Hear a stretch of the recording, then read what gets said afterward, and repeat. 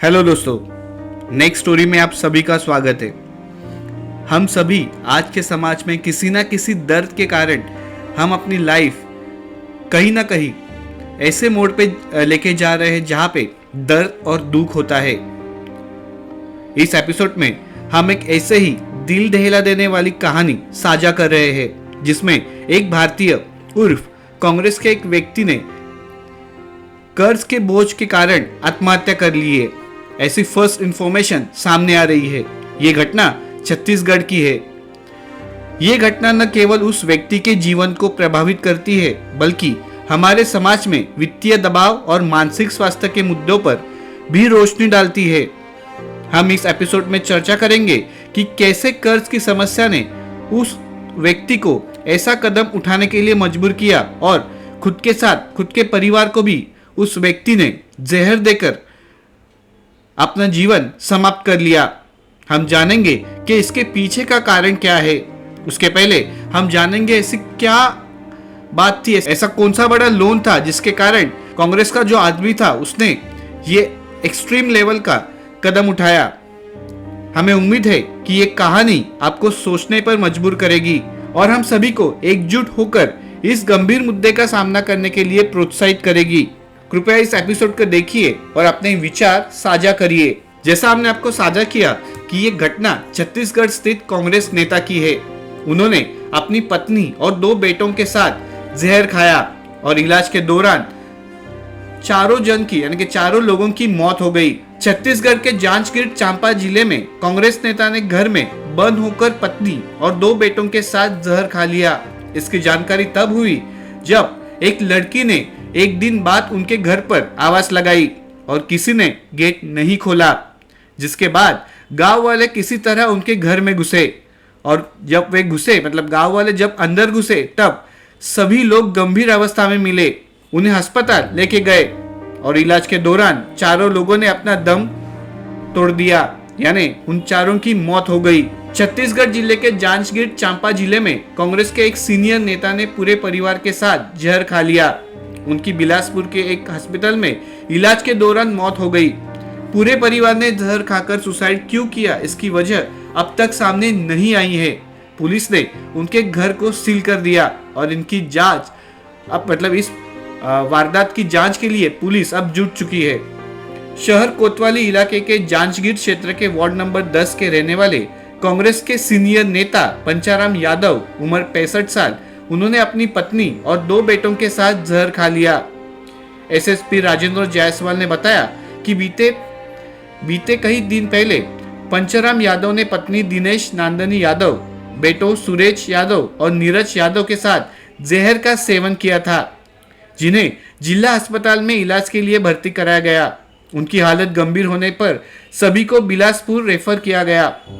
यहाँ सिम्स अस्पताल में इलाज के दौरान नीरज यादव की मौत हुई, जिसके बाद पंचाराम यादव, दिनेश नंदनी यादव और सूरज यादव को भी आरबी अस्पताल में भर्ती कराया गया, जहां पिछले दिन की देर रात तीनों की इलाज के दौरान मौत हो गई। जैसे ही पुलिस इस मामले में जुट गई तो कुछ बड़ी बातें सामने आ गई, जिसमें 40 लाख रुपए लोन की बात भी सामने आई। जानकारी के मुताबिक पंचाराम यादव ठेकेदारी का काम करते थे और उन्होंने पहले 2 बैंकों से 40 लाख रुपए का लोन लिया था।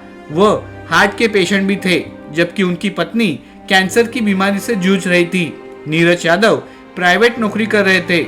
सूरज यादव ठेकेदारी का काम कर रहे थे, यानी कि वो अपने पिता के साथ ठेकेदारी के व्यवसाय में या ठेकेदारी के काम में लगे हुए थे।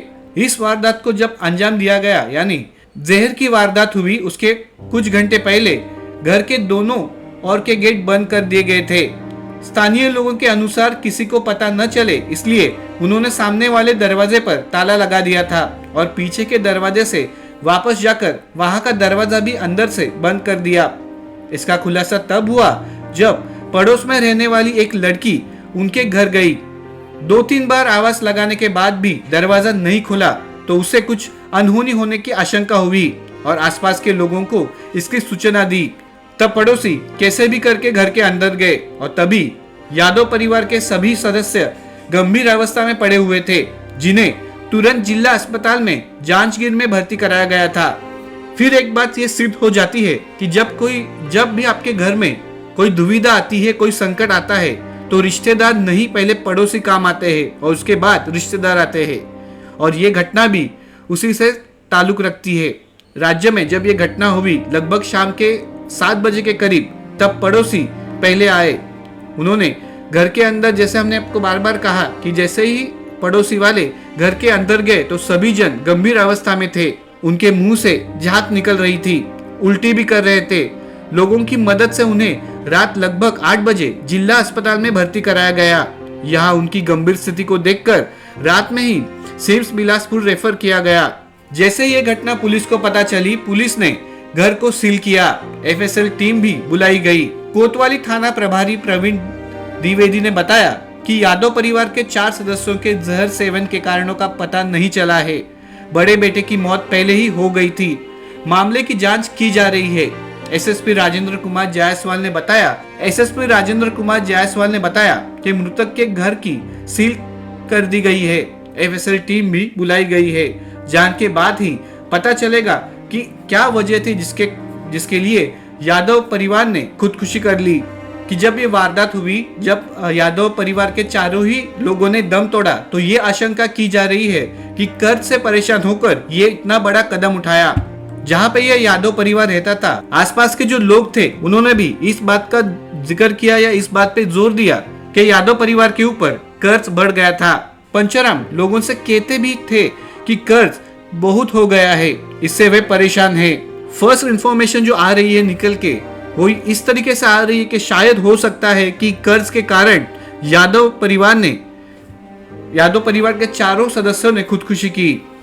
और इसी का जिक्र हमने पहले किया था कि जब कर्ज बढ़ जाता है तो आदमी बुरी हाल में चला जाता है।